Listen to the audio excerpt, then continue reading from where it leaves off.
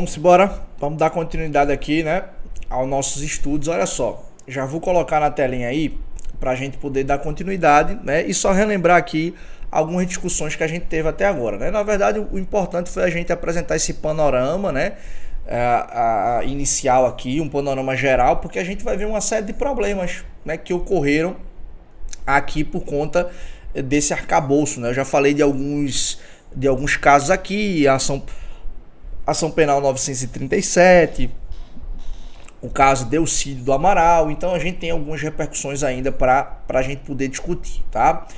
Vejam, vou colocar na tela aqui para a gente poder discutir um pouco agora sobre o processo de cassação e de extinção de mandato parlamentar, né? Vejam que além da gente visualizar, pessoal, a possibilidade aqui, né, de eventuais punições em relação ao parlamentar, uma condenação, por exemplo, em razão de um crime que foi cometido lá e que foi julgado pelo Supremo Tribunal Federal, administrativamente, e talvez seja essa a principal informação aqui para a gente observar nesse momento inicial, a punição administrativa, ela pode decorrer aqui de um processo de cassação e de extinção de mandato, né? Que é um processo que vai ser conduzido pela respectiva casa, obviamente que vão ter lá as suas respectivas distinções. Então veja aí que esse artigo 55 ele fala sobre eventuais possibilidades de perdas do mandato de um senador ou de um deputado. Então ele se diz assim, ó: quando é que um senador ou um deputado vai poder perder o seu cargo? Quando ele infringir qualquer das proibições estabelecidas no artigo anterior.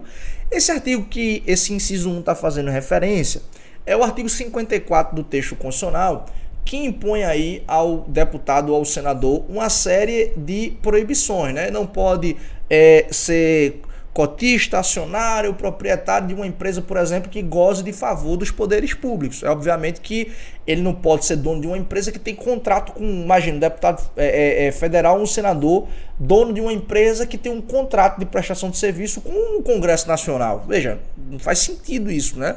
Claramente aí o que o texto está tentando proibir, está tentando impedir, eventuais interferências do deputado ou do senador, né, no processo de celebração do contrato, eventualmente ali em algo relacionado a interferências na celebração daquele contrato. Enfim, a gente tem aqui uma série de discussões que precisam ser levadas em consideração, né? Isso é muito o que esse inciso 1 aí está tentando proibir, né?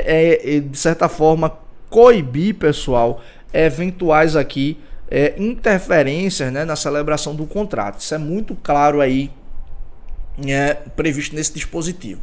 Então você tem aí outras hipóteses, né? Esse famoso cujo procedimento for declarado incompatível com o decoro parlamentar, o famoso processo de cassação por quebra de decoro, né?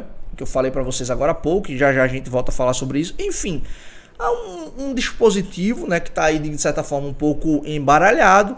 Eu trouxe uma tabelinha aqui que talvez facilite para a gente um pouco essa compreensão, né?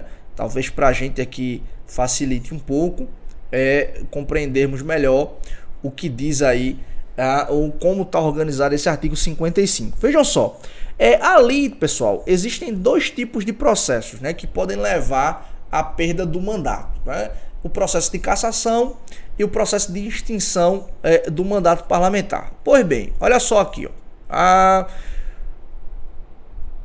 Poderá ocorrer aqui a chamada cassação e a extinção do mandato parlamentar, né? Vamos discutir um pouquinho primeiro o que é a hipótese de cassação. Olha só, as hipóteses de cassação de mandato aqui, pessoal, elas desagam num processo em que a casa ela vai deliberar, veja bem, tá? A casa ela vai escolher se ela cassa ou não o mandato. Se ela profere uma decisão que ensejará a perda do mandato daquele respectivo parlamentar.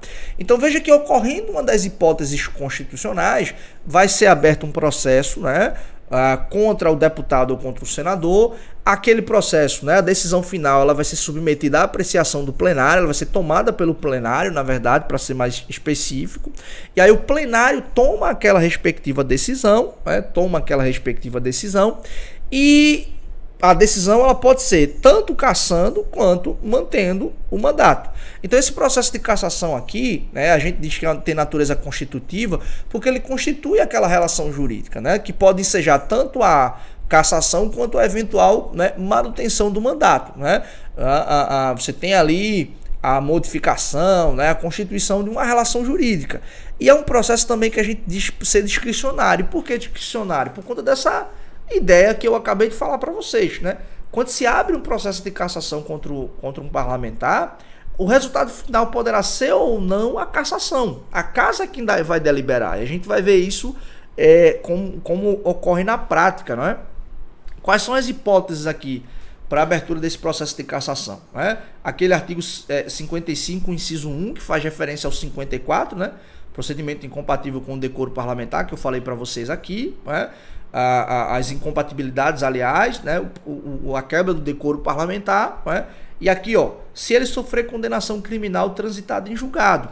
Então, se um parlamentar, se um deputado ou sim um senador, ele é condenado, né, criminalmente, segundo essa previsão aqui do artigo 55, nasce a possibilidade de abertura de um processo de cassação e aí no final a casa delibera se cassa ou não o mandato do respectivo parlamentar, né? Esse processo se inicia aqui, ó, a partir de provocação da mesa diretora, né, ou de partido político que tem a representação lá no Congresso Nacional. Obviamente que vai ser assegurado, né, ao deputado ou ao senador no curso daquele processo a ampla defesa.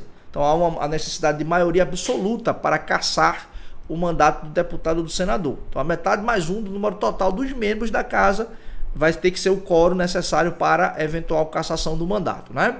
Então você tem aí, se a gente está falando de 81 senadores, são 41 senadores que devem votar pela cassação do mandato. Se a gente está falando de 513 deputados, 257 deputados que devem votar naquele sentido para cassar o respectivo mandato do parlamentar. Tranquilo?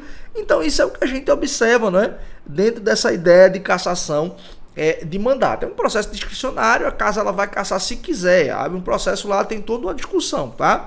Tem toda uma instrução, o parlamentar vai ser ouvido, vai poder produzir provas, há toda uma deliberação ali que deve ser levada em consideração num processo de cassação ou ali por conta de uma dessas hipóteses aqui ocorridas, né? As incompatibilidades do artigo 54, a quebra do decoro parlamentar, né? E eventual condenação criminal transitada em julgado.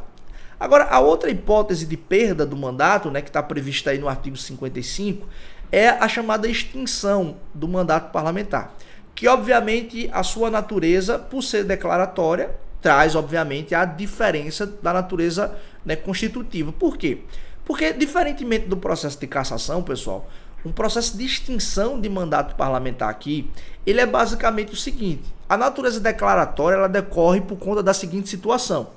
Uma vez ocorrida, né, uma das hipóteses previstas no texto constitucional, a casa simplesmente abre o processo de extinção e declara a perda do mandato.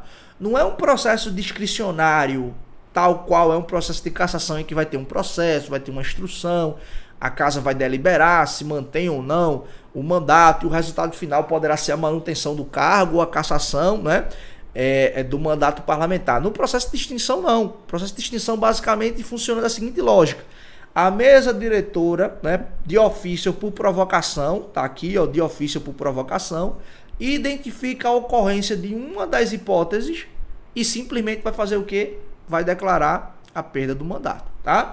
Obviamente que mesmo sendo um processo de extinção, se garante a ampla defesa. Pois bem, quais são as hipóteses, portanto, que enseja a abertura de um processo de extinção do mandato parlamentar, né? Se ele deixa de comparecer a 1/3 das reuniões ordinárias, né?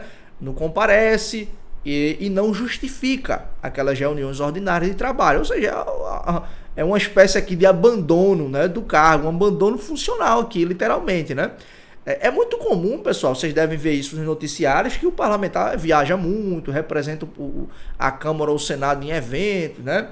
Atua muito na sua base eleitoral, no seu respectivo estado e etc. Mas veja, essa ausência aqui, a 1/3 das reuniões ordinárias, é uma ausência, obviamente, sem justificativa, não é? É uma ausência aqui sem justificativa, porque se ele justifica, ficou doente, tirou licença, está viajando a serviço do país, né? Está ali representando a Câmara ou o Senado num outro país e está impossibilitado naquele momento comparecer às reuniões ordinárias da respectiva casa, obviamente que vai acontecer o seguinte: ele vai ter justificativa, mas se ele se ausenta a 1/3 das reuniões ordinárias sem justificativa, obviamente que vai acontecer o quê? Ele vai, né, sofrer um processo de extinção do respectivo mandato parlamentar. Essa é uma ideia aí que a gente precisa levar em consideração, né? A segunda hipótese de extinção do mandato, né, é a possibilidade de decretação da justiça eleitoral. É basicamente o seguinte: imagina que a justiça eleitoral condenou o parlamentar eleito por abuso de poder econômico. Se comprova que ele comprou voto, que ele fraudou ali o pleito eleitoral e etc. E a justiça eleitoral simplesmente diz: ó, perdeu o mandato. O que é que a casa vai fazer nesse sentido? Ela não tem o que fazer, ela não vai escolher se extingue o mandato do parlamentar ou não. Ela simplesmente aplica o entendimento firmado pela justiça eleitoral. Tranquilo? Outra hipótese aqui, né, é a suspensão dos direitos políticos. Vamos um exemplo bem simples aqui. Imagina que o parlamentar é um deputado ou um senador naturalizado e teve a sua naturalização cancelada por uma sentença judicial. Ele vai ter ali os seus direitos políticos suspensos, né? Na verdade, pessoal, embora o texto fale de suspensão, a doutrina majoritária entende que isso aqui se aplica também à perda dos direitos políticos, tá?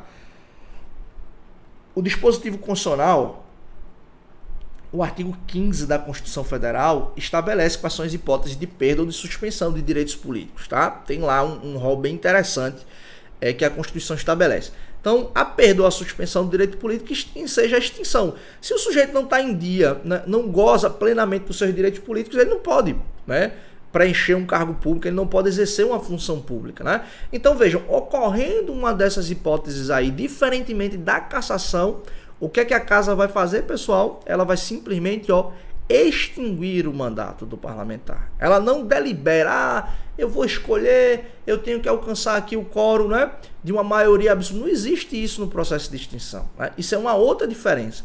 O processo de extinção aqui, não demanda votação. A casa simplesmente, por ato da mesa diretora, né, por ato da mesa diretora aqui, né, ela simplesmente vai declarar, lembra aqui a natureza declaratória, ela simplesmente declara, óbvio, né, que o parlamentar ele vai ser notificado desse procedimento inaugurado pela mesa diretora e vai ter oportunidade de se defender. Mas aí cabe ali, né, a mesa diretora, isso está previsto em regimento interno também da Câmara e do Senado, como é que isso vai ocorrer. A mesa diretora ouve o parlamentar, mas ela vai de ofício ali, né, declarar extinto o mandato, né, se ocorridas uma dessas hipóteses aqui. Essa ampla defesa ela é importante, pessoal, porque é o seguinte: imagina, né, o parlamentar está sendo acusado de ter faltado a 2/3 das reuniões ordinárias. Aí ele vai lá na hora de ser ouvido e diz: não, eu não faltei a 2/3 não, eu não faltei nem a 10 reuniões ordinárias, eu tenho tudo aqui justificado. Essas faltas aqui eu estava doente, estava de licença. Essas faltas aqui eu estava representando a Câmara em tal lugar. Então, essa ampla defesa aqui serve para ele dizer: olha, isso que você está dizendo que ocorreu, não ocorreu. Então, serve para isso, tá? Imagina, chega lá no Congresso Nacional, na Câmara ou no Senado, uma decisão da Justiça Eleitoral determinando, né, dizendo que um parlamentar perdeu seu mandato por abuso de poder econômico. Aí a mesa diretora inaugura um processo de extinção de mandato parlamentar contra um deputado que não foi o deputado que sofreu aquela condenação, é um outro deputado, é um erro material no nome, etc. Então essa ampla defesa ela serve para isso, para eventualmente afastar, né, acusações aí que não são acusações verdadeiras, né? Então isso acaba sendo muito importante. Mas maioria absoluta aqui é o quórum para eventualmente cassar o mandato. Certo, pessoal? Tranquilo? Pois bem, veja que situação aqui. A gente tem um problema, né, de ordem aqui jurisprudencial, de interpretação, no seguinte caso. Olha só, observa o seguinte, né? O artigo 15 da Constituição, ele fala sobre, apresenta hipóteses de perda ou de suspensão dos direitos políticos, né? Uma das hipóteses de suspensão dos direitos políticos é a condenação criminal transitada e julgada enquanto durarem os efeitos daquela condenação. Ou seja, enquanto você estiver cumprindo pena, você estará com seus direitos políticos suspensos. Você não vai poder votar, você não vai poder se candidatar, você não vai poder, obviamente, né, ocupar um cargo público, né? Porque enquanto a condenação, né, enquanto você estiver cumprindo o quantum da pena imposto naquela condenação, você estará com seus direitos políticos suspensos, tá? Então veja aqui a situação, né? A condenação, ela traz automaticamente a suspensão dos direitos políticos para mim e para você. Mas vamos observar um problema aqui, uma antinomia, de certa forma, constitucional. Olha só, o que é que eu acabei de dizer? Que a condenação contra mim, você ou contra você, ensejará o quê? A suspensão dos direitos políticos. Só que o texto constitucional, ele diferenciou. Ele diz assim, ó, a condenação criminal contra um parlamentar enseja hipótese de cassação. E a suspensão dos direitos políticos enseja hipótese de extinção. Mas aqui no caso parece que o legislador constituinte ele quis estabelecer uma diferença. De dizer que a condenação criminal transitada em julgado aqui não ensejaria automaticamente a suspensão dos direitos políticos. Porque se a condenação criminal contra um parlamentar ensejasse automaticamente a suspensão dos direitos políticos, ele incorreria nessa hipótese aqui, ó. Então, quando o constituinte quis diferenciar, era porque os efeitos jurídicos aqui seriam diferentes também.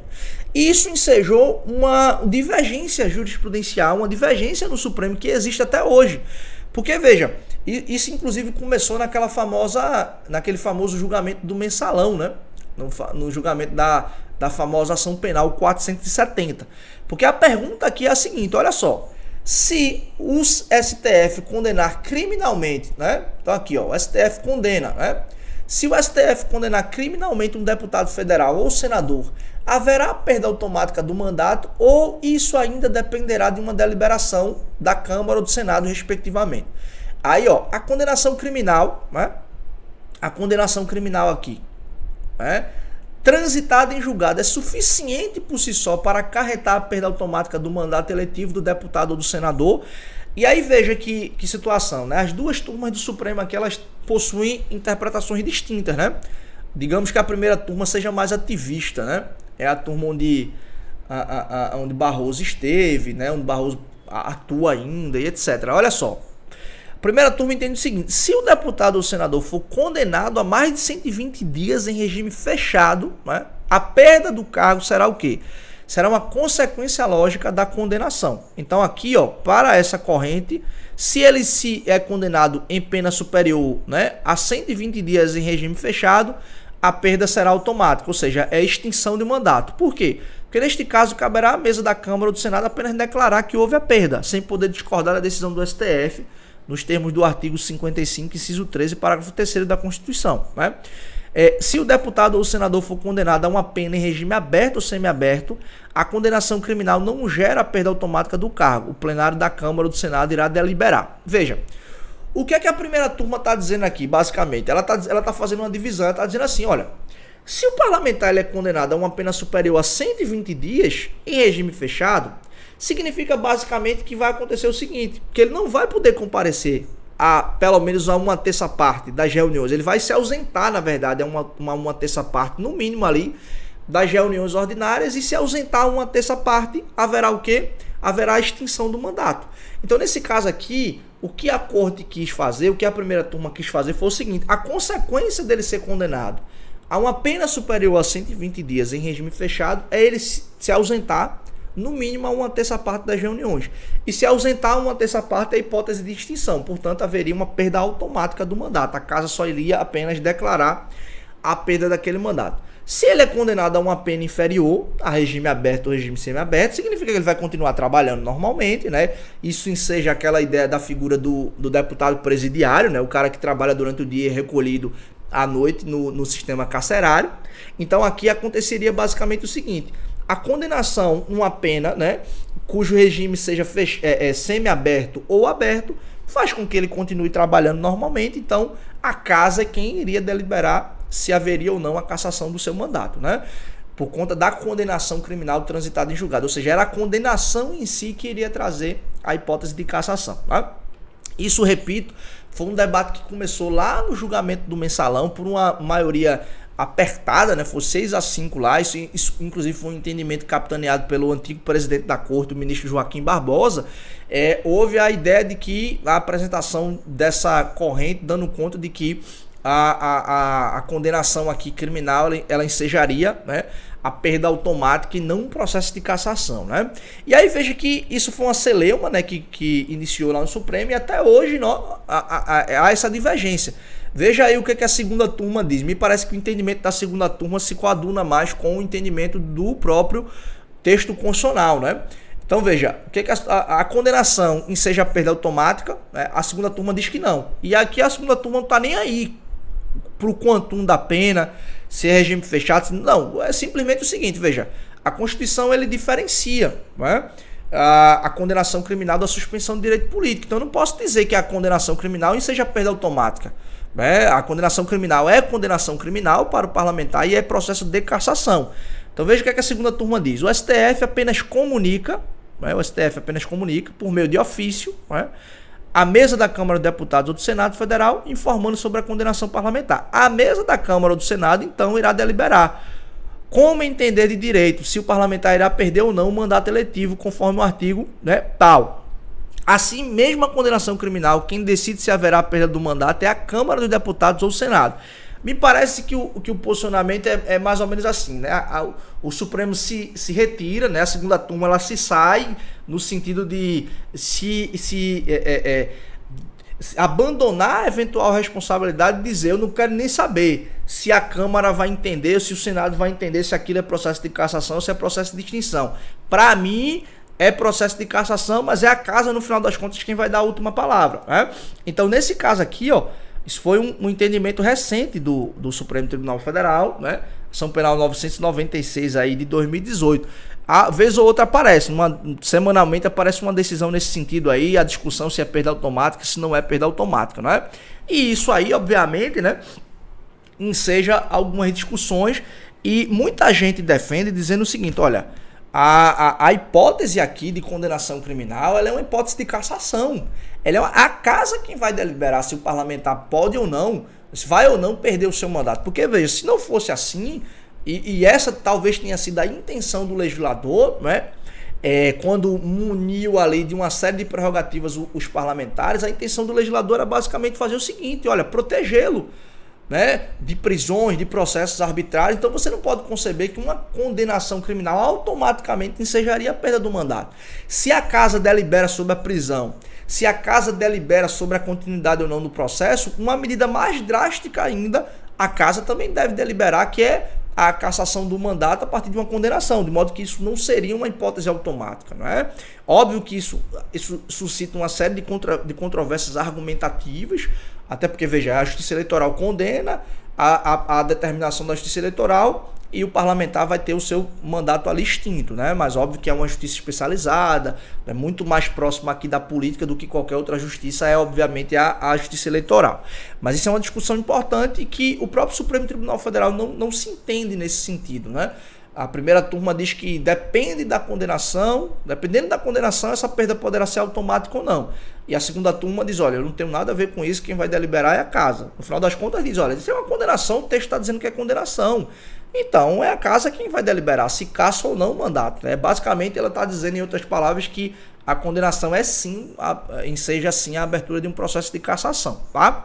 Então vamos voltar aqui porque esse é um panorama interessante. Só a título de curiosidade, esse artigo 10 aí da Constituição do Estado de Pernambuco estabelece um texto muito parecido, né? O que é normal, o que é de praxe das constituições estaduais, a similitude, né, com a Constituição Federal. Então veja aí que perderá o mandato do deputado que infringir qualquer das incompatibilidades, das proibições, né, do artigo anterior, que é o 9º, que é muito parecido com o artigo 54 da Constituição Federal.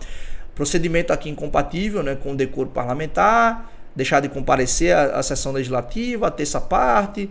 Tiver aqui, o texto da Constituição do Estado foi mais, digamos assim, específico do que o texto da Constituição Federal e diz que é perda ou suspensão do direito político, né? Que seja aqui a extinção do mandato, né? A Justiça Eleitoral decreta e quando sofrer aqui a condenação criminal, né, com eficácia de coisa julgada, né? Mudou o termo, mas é com o trânsito em julgado aqui, tá? Aí vem aqui o processo e basicamente o texto da Constituição do Estado replica a situação aqui do texto, né, da Constituição Federal. E aí vejam, pessoal, algumas situações que ocorreram no Brasil em decorrência dessa ideia de abertura de processo de cassação e de mandato e de extinção do mandato parlamentar, né? Vocês podem ler aí na tela o título dessa matéria, que diz assim: Câmara cria o primeiro deputado presidiário do Brasil, né? Parlamentares afrontam o Supremo Tribunal Federal em votação secreta e mantêm o mandato de Nathan Donadon, condenado a 13 anos e 4 meses de prisão. O presidente Henrique Alves afastou Donadon e convocou o suplente aqui, tá? Isso foi uma outra discussão, mas o que eu quero que vocês se atenham nesse caso agora é basicamente o que foi aconteceu. Em meados ali de 2013, esse deputado Nathan Donadon foi condenado no Supremo Tribunal Federal a uma pena superior a 13 anos em regime fechado, né? E na época, eu não sei se vocês notaram aqui, a matéria ela é interessante nesse sentido, que a matéria diz assim, ó: parlamentares afrontam o Supremo Tribunal Federal. É porque na época já havia muito forte, lembre-se que em 2013 ali houve a conclusão do julgamento da ação penal 470, né, aqueles famosos embargos infringentes. E aí, veja, na época o Supremo tinha, embora por um entendimento apertado, né, de 6-5, que a condenação ensejaria a perda automática. E aí o que foi que a casa fez? Quando Nathan Donadon foi condenado e a casa foi notificada da condenação, ela inaugurou, abriu um processo de cassação e na votação secreta os parlamentares mantiveram o mandato de Donadon. Então, aí por isso que a chamada foi essa, né? Câmara cria aqui o primeiro deputado presidiário do Brasil. Porque quando a casa foi deliberar sobre a manutenção ou não do seu mandato, lembre-se, né, característica do processo de cassação aqui, quando a casa foi deliberar sobre a manutenção do mandato dele, a casa deliberou em votação secreta que o mandato seria mantido, né? Não se alcançou ali o quórum necessário para o afastamento de Nathan Donadon. Então vejam o que foi que aconteceu, né? Notem aí o detalhe, a votação ela foi secreta, né? Isso foi um escândalo na época, gerou uma celeuma, um debate, uma discussão tremenda aqui no Congresso Nacional, na sociedade, no Supremo Tribunal Federal. E aí o que foi que aconteceu? Logo depois, impetraram um mandado de segurança, que é esse mandado de segurança que está aí o número na tela para vocês, né? Mandado de segurança 32.326 do Distrito Federal. Foi um deputado, que me fugiu o nome dele, quem impetrou esse mandado de segurança, e a relatoria foi de Barroso. Barroso suspendeu a votação, né, de Nathan, o processo ali, a votação durante o processo de cassação do mandato de Donadon. E Barroso suspendeu sob o seguinte argumento, que o Supremo, ele aplicou até o entendimento do Supremo, né, no julgamento do Mensalão, que o Supremo já vinha entendendo que a condenação ela ensejava, né, um processo de cassação, uma extinção do mandato e não cassação. Esse foi o argumento que Barroso utilizou. Mas mesmo assim a casa ainda foi resistente, tal. A casa ainda resistiu de dizer não, aqui é a gente quem delibera se o parlamentar vai perder ou não o mandato, etc. Enfim, a casa ainda foi resistente, mas a verdade foi que Barroso determinou a suspensão dos efeitos, né, dessa decisão. Isso foi mais ou menos ali no início de setembro, né? Vocês podem ver aí, foi mais ou menos ali no início de setembro a decisão. E aí o que foi que aconteceu? Nesse intervalo aí, né, depois das inúmeras discussões que ocorreram, né, ressuscitaram uma PEC que estava tramitando lá no Congresso Nacional, que foi essa PEC aqui, ó, 349 de 2001. Essa PEC, pessoal, ela teve o objetivo, não sei se está muito clarinha aí para vocês, não sei se vocês conseguem observar, eu acho que está muito claro, não sei se está, mas enfim, a PEC 349 de 2001, ela estabeleceu o seguinte, ela alterou, né, o artigo 55 da Constituição, que é o que trata sobre a perda de mandato, né, e alterou o artigo 66, que fala sobre o parágrafo 4º do artigo 66, que trata sobre a apreciação de vetos do presidente. O que foi que aconteceu aqui? Essa PEC aqui, ela trouxe o seguinte, ela altera o parágrafo 2º do artigo 55 e o parágrafo 4º aqui, ó, do artigo 66, para abolir a votação secreta nos casos de perda de mandato de senador, deputado e de apreciação de veto.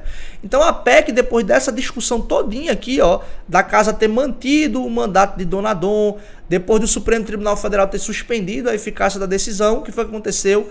A casa aprovou essa emenda e aí passou-se a estabelecer o voto aberto. O resultado, pessoal, colocaram novamente a apreciação do caso ali de Nathan Donadon, né? dessa vez em votação aberta, se iriam cassar ou não o mandato dele. Aí o que foi que aconteceu? Em votação aberta, Câmara caça mandato de Nathan Donadon.